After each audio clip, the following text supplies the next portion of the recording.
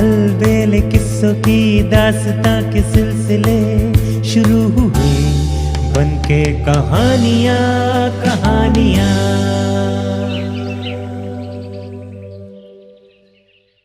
आइए सुनते हैं आज की कहानी दानवों का प्रतिशोध।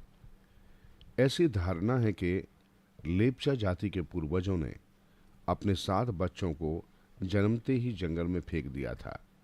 यही बच्चे बड़े होकर शक्तिशाली 7 राक्षस बन गए। उनमें जो सबसे बड़ा लासो मूंग पानू था, वो राक्षसों का राजा बन गया।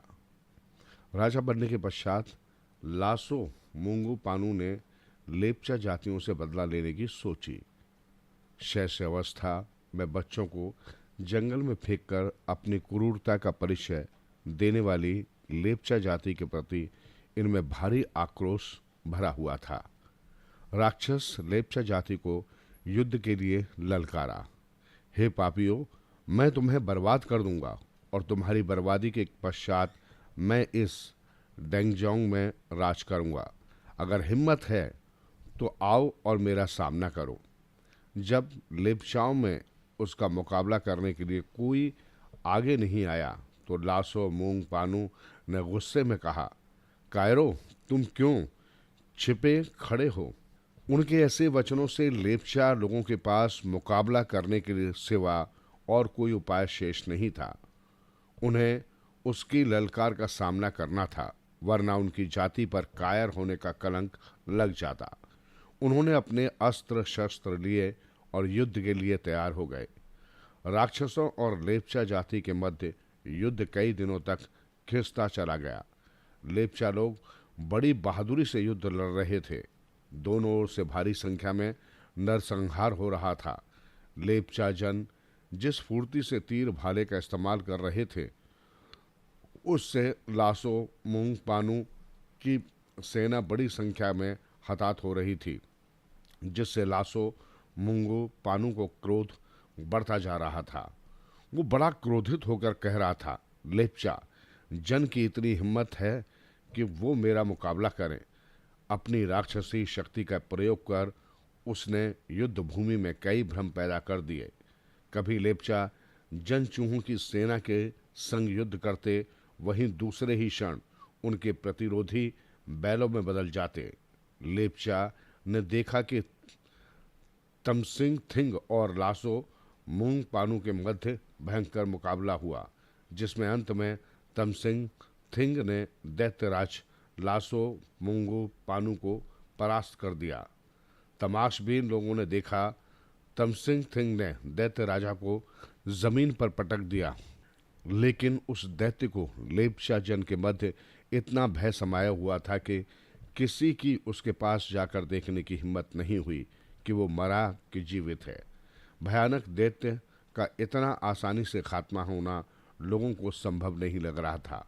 उन्हें उसकी मौत पर संदेह हो रहा था। वे सोच रहे थे शायद लासो मूंग पानू मूर्छित हुआ है, इसलिए कभी भी उसके होश आने की संभावना थी। किसी की उनके समक्ष जाने की हिम्मत नहीं हो रही थी। उसका निर्जीव शरीर लकड़ी के कुंदे की तरह सुन्न जमीन पर पड़ा हुआ था, जो न हिल रहा था और न उसमें जीवन का कोई संकेत मिल रहा था। सभी दर्शक चिंतित परेशान, उन्हें समझ नहीं आ रहा था कि आगे क्या होगा। लासो मूंग पानू अपनी दानवीय शक्ति का इस्तेमाल कर कभी भी उठकर बैठ सकता है। चारों ओर लेप्चा लोगों का मन इस बात को सोचकर घबराया हुआ था, इसलिए जल्द ही उसकी संभावना को खत्म करना जरूरी था। ये सोचकर एक लेप्चा व्यक्ति ने म्यान से तलवार निकाली और लासो मूंग पानू के शरीर को धड़ से अलग कर दिया। दृश्य की भयानकता से वो व्यक्ति स्वयं घबरा गया और दौड़कर अपने दोस्तों के मध्य पहुंच गया। एक दूसरे बहादुर व्यक्ति ने आगे बढ़कर दानव को देखा। उसे इस बात का बड़ा आश्चर्य हुआ कि शरीर के टुकड़े होने के बावजूद दानव का शरीर गर्म था और उसके हृदय की गति अब भी चल रही थी। उसकी दोनों आंखों से खून की धारा बह रही थी। वही शरीर के कटे हिस्से से भी लगातार खून रिस रहा था। हृदय की धड़कन को देख सबको ये यकीन हो गया कि इसकी मृत्यु नहीं होगी, वो अमर है। उसके शरीर के कटे हिस्से जुड़ जाएंगे और वो जीवित हो उठेगा। सबने जब ये सोचना शुरू किया तो लगा दानव के इस शरीर को रखने में बहुत से खतरे हैं। ये दानव कभी भी जीवित हो सकता है। अगर ये जीवित होगा तो किसी को भी जिंदा नहीं छोड़ेगा। इसलिए उन्होंने दानव के शरीर के अनेक टुकड़े करने का निर्णय लिया। उसके टुकड़े टुकड़े किए गए, उसकी हड्डियों को भी तोड़ा गया। उसके पश्चात उसके टुकड़ों को हवा में यहाँ से वहाँ फेंक दिया। जब उन्हें लगा अब दानव का शरीर पूरी तरह से समाप्त हो चुका है तो वो निश्चित अपने मित्रों के मध्य जाकर चैन की सांस ली। अंत में सबको इस बात पर यकीन हुआ कि दानव की मौत हो चुकी है, पर उसके शरीर का अंत हुआ था। इसकी आत्मा यहाँ वहाँ भटक रही थी, जो अपनी मौत का बदला लेने की चेष्टा अवश्य करेगा। लाशों मूंग पानू का मांस मच्छर में परिवर्तित हुआ, जिससे लेप्चा लोगों के जीवन में कई मुश्किलें खड़ी की गई। दानव के शरीर से मच्छर, मक्खी, जूं, कीड़े मकोड़े बने, जो आज भी मनुष्य के लिए तकलीफ का कारण होते हैं। दानव के रक्त से जोक, बिच्छू, सांप और अन्य कई भयानक कीड़े मकोड़े की उत्पत्ति हुई, जो मानव समाज के शत्रु हैं। इस प्रकार दानवों के राजा ने मानव समाज से अपना प्रतिशोध लिया। जब दानव से पूरी तरह से लेप्चा समाज को मुक्ति मिली, तब लोग प्रसन्न होकर एक स्थान पर एकत्रित हो और जश्न मनाया। इस जश्न में तमसिंग थिंग स्वयं नेतृत्व कर रहे थे। उन्होंने अपनी जीत का जश्न मनाया, जो निरंतर 7 दिनों तक चलता रहा। अंतिम दिन में तमसिंग थिंग ने इस बात पर अपना ध्यान केंद्रित किया कि लेप्चा और दानवों के संघर्ष में जिन लोगों की भूमिका रही है उन्हें सम्मानित किया जाए। जिस व्यक्ति ने निडर होकर मृतक दानव को देखने की हिम्मत दिखाई, उसे लुट सांग मून की उपाधि से सम्मानित किया गया।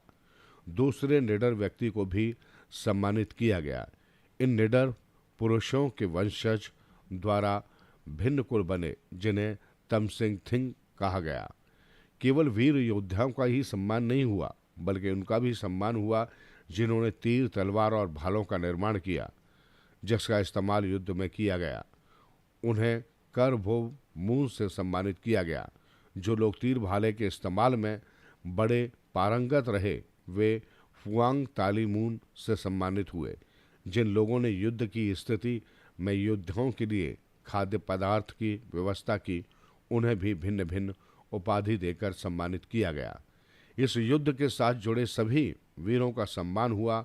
कोई भी इससे अछूता नहीं रहा। इस युद्ध में किसी भी प्रकार की सहायता प्रदान करने की स्थिति में उसका सम्मान हुआ। समाज के हर तबके को उसकी भूमिका अनुसार मान मिला। इस प्रकार लेप्चा समाज में सभी वर्गों के अपने उपनाम हैं। वहाँ जो जातिगत आधार पर भेद देखने को मिलता है, वो उनके द्वारा प्रदर्शित वीरता और सहायता पर केंद्रित है।